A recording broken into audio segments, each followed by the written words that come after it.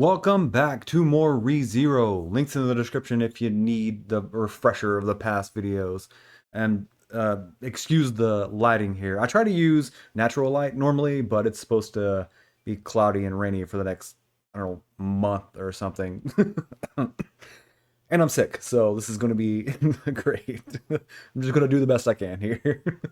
In the last couple of videos, Subaru had a rough time with Garfield and the Great Rabbit, ending with him being eaten alive. And before we continue on with the next loop, let's go over the timeline. So Subaru wakes up, goes through the normal events, and then gets captured by Garfield. He's trapped for multiple days, but we do know that it's pretty much the same as the first loop. I think he actually lives a little bit longer because he lives to the next morning after the attack on the mansion. Wait, is it the next morning? Okay, I'm not 100% sure of the time of day. We'll say he lives another day, even though it's a little less than that. You know, now that I'm thinking about this, I probably shouldn't have used whole numbers. I probably could have used decimals and it would have been fine. I don't know, I may go back and change it and update it, but probably not. I don't think we know enough to be that accurate anyway. I try to say this every time, but keep in mind that these numbers are not exact, so it's gonna be a little off anyway. Anyway, let's get into the story. Subaru wakes up on the floor. The feeling of crawling and biting is still under his skin. The memories are still fresh on his mind, still haunting him. He slams his head against the ground as if the pain will cause him to forget. You have once again earned the qualifications. I invite you to the witch's tea party. The background shifts, and Subaru finds himself in the dream world. I don't invite the same guest to my tea parties twice. I feel so calm, it's kind of creepy. It's because of the tea you drank last time. It directly affects your sloth witch factor, encouraging stability. Now, I'm ready to accept your gratitude. Yeah, I'm 100% sure that was a fuck up by the anime sub the last time this came up during the first tea party. They said that it was the envy witch factor when it should have been the sloth witch factor, but they corrected it here. According to the novels, Echidna was 19 when she died. Now, I'm not going to pretend like I thought she was old or anything, but I did think that she was a little older than that. Subaru wants to get rid of the vow that causes him to forget Echidna every time he leaves the tea party or leaves the graveyard. And it hasn't really caused him a whole lot of problems in the anime like it has in the other versions, but I still understand his thinking here. If he discusses something with Echidna and then he just forgets it whenever he goes back to the real world, then it's not really helping him all that much. It's in his best interest to remember everything, and she pretty much agrees. After this, Subaru drinks the body fluid laced tea because he forgot it wasn't normal tea. In the anime, he does it all on his own. In the light novel, Echidna gets super serious about his attitude. Like, she basically calls him rude for coming into the tea party as a guest and starting off by just making demands. It reminds him of when they first met and he was terrified of her. So he does end up drinking the tea, but it's more under duress in the light novel. The web novel is a mix of the two. He does end up drinking it on his own after Echidna very lightly pushes him to do it. And then after that, it goes back to being kind of lighthearted like it was before. Just how much do you know about me? If you're asking what I know, I only know what I know. I feel like I've heard this line before. There's no way it shouldn't seem strange to you. For you, this is happening right after your last tea party with me, isn't it? So if you don't find this strange, then that can only mean that you know how this happened. To recap, from the world's perspective, Subaru just completed the first trial and then almost immediately gets called back into the tea party after waking up. So this should look weird if Echidna is only seeing what's going on in the real world. Then test me. You might not even have the time to regret saying that. If it proves to be true, can I expect you to break down crying over my corpse? I feel like that should have been enough of a clue there, Subaru. I've been returning by death. When I die, I go back in time and restart the world. I heard you, and before I heard you, I saw you. I return by death. I've been dying and restarting over and over. I return by death. I've been returning by death to start over again, over and over, all this time. I've never, ever been able to tell anyone. I know. I know every step you've taken on your path here. I was watching. But watching is all I was doing. So if you can, I'd like you to tell me yourself. What have you thought? What have you felt? How much weight have you carried? I want to know. After all, I'm the Witch of Greed, who wants to know everything in this world. Yeah, that was fun to do with a sore throat, but I'm sure it was at the same level as my extremely talented voice acting I normally do. Fuck. I need to stop making jokes. For Subaru, this is the first time that he's been able to tell anyone about Return by Death without them being killed or hurt, I guess. And I understand him being super emotional about this. Like he said, he hasn't been able to tell anyone about the things that he has been through, and he has been through a lot. So I'm kind of with him on the breakdown here. I would have probably done the exact same thing. And in the web novel, this doesn't happen. Like he starts to kind of get emotional, but his confusion takes over more than anything else, and he doesn't react as emotional in the web novel as he does in the other versions. The light novel is more clear on what's happening here, at least between the light novel and the anime, and it kind of goes back to what I've said before. So I do think that Echidna sees what's going on in the graveyard. I don't know how much past that she sees, but she also sees Subaru's memories. She knows everything that's happened to him, not because she saw it happen in the real world, but because she is seeing his perspective on what happened, like his memories and what he saw. And this has actually got me a little curious on if she had someone that had their memories altered and she didn't notice it, then that means she would basically be going along with fuck. She's pulling me into this greed mentality here. The web novel is completely different. She doesn't talk about seeing, she talks about reading. And then she pulls out a very special book, the Book of Wisdom. This is how she knows what's going on. The Book of Wisdom is a lot more powerful than the Gospels. And I'm just going to quote Echidna on this. If you could consider the Gospels an assembling of prophecies, then maybe you should call this one I have historical text.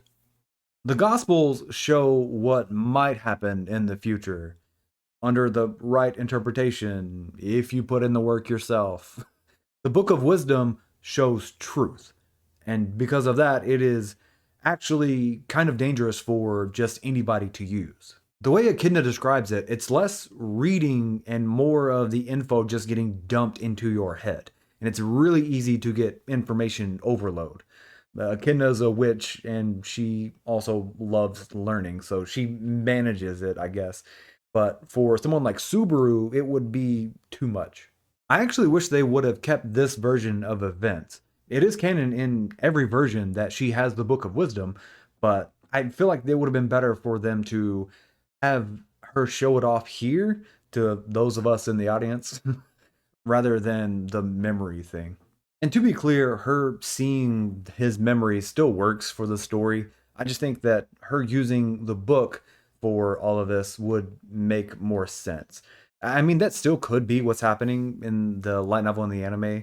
Maybe she's using the book to get his memories, basically, to make the trials and all of this that's happening in the tea parties. But it's not shown, so that would just be a guess. After this, all the versions pretty much line back up. Subaru tells her everything that happened, which she already knew, but she didn't know his thoughts on it, so he tells her. Subaru brings up a very important question. Is there a limit to return by death? And Echidna doesn't know. She does say that the return by death is from envy, which was kind of obvious. And she thinks that there is not a limit to return by death. Actually, Echidna says that she doesn't know the mind of envy, and she doesn't want to, followed by her knowing a whole lot about the mind of envy. Echidna does not like envy, and that is putting it lightly. I'm not going to include it because it happens so often, but pretty much every time she talks about envy, it is full of hate. Echidna guesses that as long as Envy is obsessed with Subaru, then he'll have Return by Death. But if she ever stops, then he's probably going to lose that ability. And that makes sense. In the light novel before the limit question, Echidna was actually wanting to talk about removing Return by Death. And Subaru doesn't want that, and he admits that he actually needs it. And it's not in a healthy way. He still sees it as his only weapon that he can use. And that is something that can be discussed more later on. Do you have any idea why she gave me this power? So that you won't die. It makes you redo destiny and doesn't allow you to make mistakes. That can't be right. I mean, I couldn't get Rim back. If she's making me redo history, why'd I end up in a place that made it irreversible? Because that girl was not taken into account as a part of that destiny. Her hope is that you will never be trapped by the dead end that is true death. Anyone who isn't you is not a part of that plan. The decision to go to such lengths to save everyone else with the power is yours and yours alone. Another thing that I felt was pretty obvious. Envy doesn't give a shit about other people dying. All she cares about is Subaru. Fine. If you insist on reserving that favor for me alone, then I know what I have to do. I'll use this return by death blessing you gave me until there's nothing left to use. No one's better than me at betraying everyone's expectations. I'm honestly not sure how I feel about this. On one hand, I feel like it's bad that he's starting to accept dying a lot. But on the other hand, this is kind of a positive outlook. I mean, he is trying to stay positive in a bad situation. So it's not the worst outlook, but it's also not the best. And this is very much going to come back up later. Anyway, your input has been very informative. It helped me make up my own mind too. So thanks for that. That's all you want to thank me for after sharing your secret with me? You're the only one I can count on. I'll pay whatever price you want. You might just have a knack for seducing witches. First, Subaru's a little quick to say he'll pay whatever. I still don't think he fully understands what that can entail. But I guess he'll learn eventually. Second, Subaru is fucking amazing at getting witches on his side. It has to be some protagonist powers activating or something, because I am not seeing any other reason. No shade to Subaru. I think he is an absolutely amazing protagonist. But within the story, I'm not really seeing any reason why all the witches are fascinated with him. In the light novel, we get a quick explanation for the time dilation in the dream world. So time doesn't stop in the real world while he's in the dream, but they're different enough that not much time passes in the real world while he's in the dream world. I would guess that the dream world is just going at a faster pace. So maybe 1 hour in the dream world is 1 minute in the real world, or maybe 30 minutes to 1 minute kind of thing. I don't know. This is not anything exact. There is no exact measurements mentioned anywhere. So this is just me guessing. After that, in every version, Echidna explains everything with the Great Rabbit, or the sizable hare is what it is in the web novel, which is just not as good, so I'm staying with the Great Rabbit.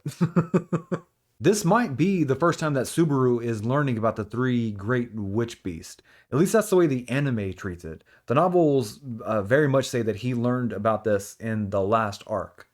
And now I'm questioning myself, because I know I've talked about this before, but I'm not seeing it anywhere in my notes for the last arc, so fuck me, I guess. She explains that they were created 400 years ago by Daphne, the Witch of Gluttony. And 400 years ago is basically the fucking void century for ReZero. Anyway, the Great Rabbit can multiply like rabbits. I'm sure that phrase had nothing to do with the reason why the witch beast is in the shape of a rabbit. Basically, it can instantly clone itself. So you could sit there staring at it in the middle of a field, and all of a sudden you are surrounded, which is basically what happened to Subaru. So individually, they're not hard to kill, but there's never just one. To destroy it, you'd have to kill every last one at the same time, and that would be like trying to evaporate every raindrop that falls from the sky. It devours everything like a plague, and Subaru realizes this is probably why Sanctuary was empty, which also indicates that there's no one in Sanctuary that can stop it. Most of the people in Sanctuary can't run because of the barrier, and the people at the mansion can't run because of Elsa and the Witch Beast user. So both places are trapped, with very few days to fix it. Echidna tries to help by giving Subaru the chance to talk to Daphne. Apparently, the other witches, or most of the other witches, are in the dream world too.